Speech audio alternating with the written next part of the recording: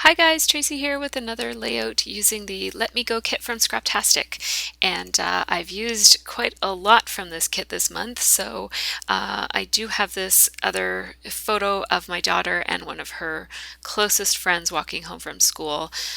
This is a girl who doesn't usually come home with us because she lives on a different bus route, but this day was a special day for an after school play date, I guess. So she took Sophie's bus home, and it was a big deal for Sophie because she got to show her where to sit and all that kind of stuff. So I'm just picking out some colored scraps here from my kit that I think might coordinate with the colors that are in the photo, especially the backpacks and the jackets that they're wearing. And so I did also pull out this circle, which I had cut for a previous layout. I used the center of this blue and cream striped circle for one of my first layouts this month. And so I just went off screen to trim the manufacturer's strip off of the edge of it. It is a paper by Fancy Pants from the As You Wish collection, came in the kit. And so I just kind of glued that down, and it's glued down a little bit crooked. Part of the cost of not wanting to put my head in the frame, I didn't line it up properly. So there we go. I took it away to my sewing machine because I'm having a bit of trouble with my small sized craft sewing machine. So I didn't do that on frame, but I just went around it 3 times on the longest stitch length that I have on my big sewing machine, my big regular full-size sewing machine. And I'm going to tear a lot of paper for this layout because I want lots of texture. So I'm going to start by tearing off the manufacturer strip on this one, and then I'm going to tear it again. And I'm just going to take each of these scraps and piece them together and tear them up so that they kind of layer over one another with little bits showing on each side.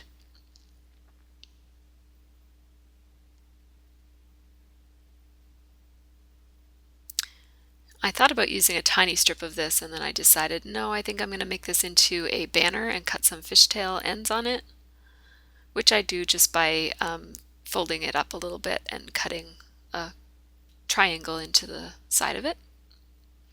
And it's uneven, so I wanted the wider side to be over to the left to kind of go from wide to thin. I just picked up a package of these gold beautiful doilies from Studio Calico. They were at my local scrapbook store. I had asked her to bring them in, and she brought in a whole bunch of packages of them. So even though I asked her for 1 pack, I ended up buying 2 because they're so pretty. So now I'm just starting at the top and gluing down these layers as I had them set out, and you'll notice that I don't really think too much about how these go. I just kind of tear and layer them up and get them stuck together, because if I go too far of thinking how things are going to go, then it gets too complicated. So I try to just kind of keep it pretty simple if I can. I'm adding some 1/16 inch pop dots on here just for some extra dimension. And I added a tiny bit more sewing on the left hand side. It just adds a tiny bit of texture, and I'm only cutting the strings off of the back, or I guess the thread ends of the back side, so that the front side I have 3 strings laying at the top and at the bottom. It just adds again a little bit more texture. And where it's white sewing and you can't really see it very much, I want to just add a tiny bit more dimension to it. I'm going to clean my scraps up a little bit, or I thought I was. And then I decided I would use a piece of this transparency from Studio Calico that came in the kit. And so far the only thing that isn't from the kit is that gold doily. And I'm going to layer it in the back, but it's not quite wide enough, so I just cut it in half because you're not going to see where it disappears. And that's too much. I wanted it to be quite a bit more subtle, so I'm just going to pull it off and move it down just a little bit so that you just see the corners peeking out.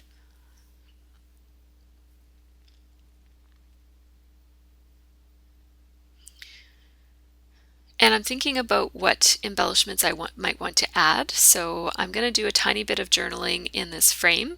And so I cut it from that Pebbles Garden Party paper, which is the polka dotted pink paper there that came in the kit. And the other side has this really cool gray chevron-y shape. And because the pattern and the overall shape of the punch gets lost in the pattern, I'm going to outline around the edges of both the outside and the inside, just so that the shape comes back. And you'll notice that once this outlining is done, the shape of the punch is a lot more obvious.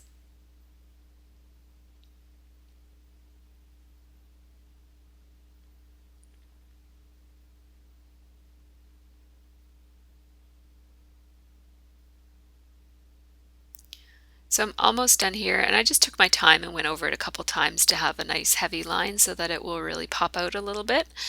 And I wanted to use this particular shape for my journaling piece because I wanted to back it with vellum. I'm just marking roughly where on the vellum I need my typing to go for my journaling, and that way I'm not going to kind of go out of frame. And then I went off to my typewriter, and sorry you missed part of it. I cut it out. I hate it when I do that. I forgot to turn my camera back on. So anyways, I did cut around it so that it becomes a kind of clear embellishment that also holds the journaling. I added one of those puffy hearts from Dear Lizzie that came in the kit and a little enamel dot, and then that's my top cluster, my top left-hand cluster. And then for the bottom, I'm working on another cluster here. I added that Wander large rectangle that you see just under the gold doily, and it has the word Wander just up towards the top of it. And then I also added that Adventures phrase from Fancy Pants, and that's not taped down yet, so you'll see me move that around a little bit. And I'm just cutting the edges off of these journaling pieces here, just because I wanted to use the shapes as an embellishment. So I'm going to stick it in there, and so I took off the Adventures embellishment for a second there while I get this in. And that green is a really different shade than anything else on the layout, so I'm going to cover that up with that word Adventure. But I love how that star looks, the white star on the blue background that's towards the top of that embellishment. I really love that. I think it really brings your eye, it kind of connects the blue that's around the outside of the layout and brings the blue into the layout. So I'm using that Ormolu flare badge that came in the kit just to kind of top up that embellishment. And I needed something else there, and so I decided to use that same paper that I cut the frame out of, and that means that that frame isn't the only thing that's that paper, so it ties together the two clusters of embellishments that I have, and it also adds a little bit of weight to the bottom cluster of embellishments because it's the darker color, and I always like some weight to be on the bottom. So just stuck that in so that it layered nicely with the piece of ephemera that's underneath of it. I'm sorry that I forgot to tape that part, you guys. That's a little, I know, I know I always have fun picking out the pieces, and so I like you guys to see that process, but you didn't get to see that. Instead, you'll see this horrible process. The other one was a lot more fun. So these are the Fancy Pants letter stickers that come with the kit. And I have found that the pink letters, only the pink letters, are not cut properly, and so it's a bit of a hassle to get them pulled off of the sheet because they tend to want to peel off in pieces instead of the whole adhesive piece coming off. And they tend to just kind of want to stick to each other and that sort of thing. So I got a couple of them out with little effort, and then I think by the time I got to the next A, this one gets a little bit mangled, but this is why. And I like to use a paper piercer even when letters are cut properly. I like to use a paper piercer to get the little tiny pieces like the centers of the O's and the A's and that sort of thing out. But it's good to have your precision scissors for fixing up any little torn pieces on these letter stickers if that happens. I'm not sure if anybody else had the same problem with their letter stickers. I have to say that I love Fancy Pants letter stickers, and I've had several sheets of them. I think this might be my 5th or even my 6th sheet of this brand of letter stickers, and this is the first time I've had this problem. All the other stickers on this whole sheet are fine. It's just the pink ones that I have this problem with. So you'll see that when I switch to to the gray or bluish letters, that it goes quite a lot faster because they just peel off as they're supposed to.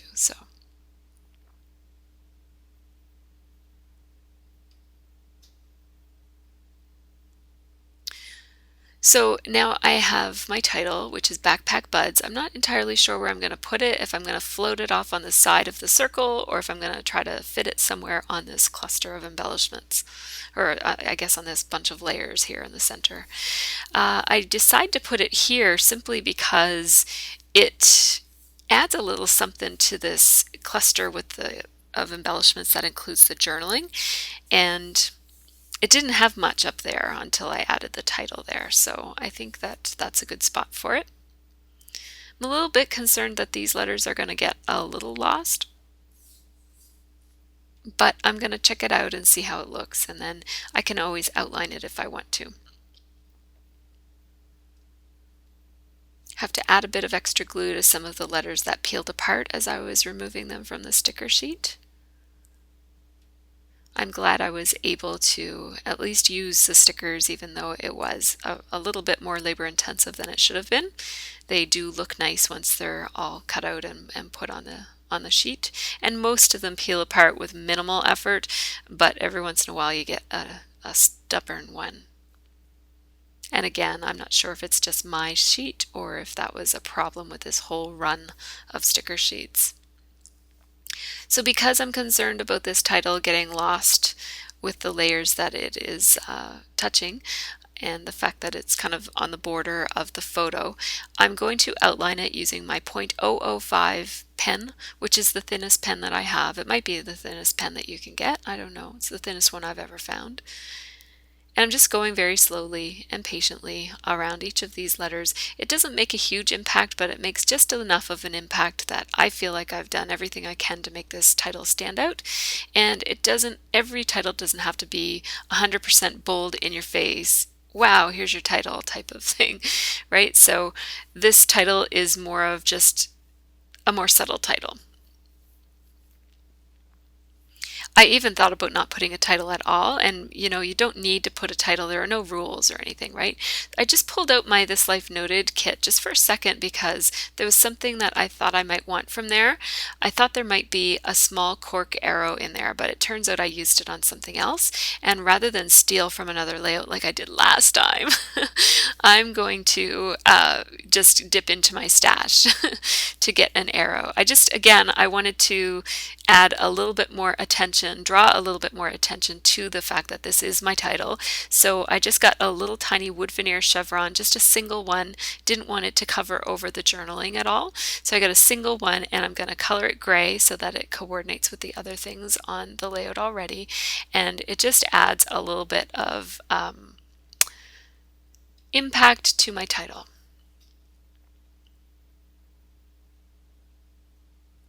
Just going to add some little pop dots under the tails of my banners. I almost always put pop dots under the tails of my banners, and then I'm going to decide where I want this to go, right snap dab in the middle. I'm going to tidy up my workspace a little bit before I drag out my cake box and do some splattering on it. I just have the test sheet that I use for cleaning my print head nozzle to use as a mask so I don't get any stray dribbles on my layout. And my gold mist I didn't close properly, so I started shaking it and mist flew all over my room. So I had to kind of clean up my nozzle a little bit there. And so I just splattered some Heidi Swapp Gold Color Shine.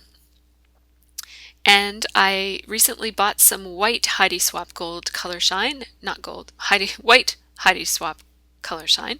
And that's the first time I've ever used it, so I was excited to see that it dries quite a bit more easily than the Studio Calico white. It is not a matte white like the Studio Calico. Mr. Huey's white, opaque white, is a matte color. This has a sparkle to it. So it looks like a white pearlized type of color. Yeah, it's not sparkle, it's more of a pearlized type of finish. So it wasn't having quite enough impact, so I decided to put I wanted to use a very, very few light sprinkling of gray. These go on looking black, but they will dry as gray. This is Silver Mr. Huey's. I love this color. I know it looks a little extreme, and I dabbed it there and shouldn't have because I ended up making that circle turn into a smudge, but that's okay. So as these dry, they turn a little bit lighter. And they really reflect the light nicely, so that also makes them look a little bit less dark. I wanted to get a couple on the pattern paper because there was some on the pattern paper below, so I just wanted it to look like it was there on purpose. And they dry really fast on the pattern paper compared to the cardstock, so I didn't have to use my heat gun to dry them. Thought about adding some of those gold enamel dots. I do already have one on the puffy heart sticker from Dear Lizzie, but I decided that enough was enough with this one, and so here it is up close. So thanks so much for watching, you guys. Take care and have a really great scrappy week.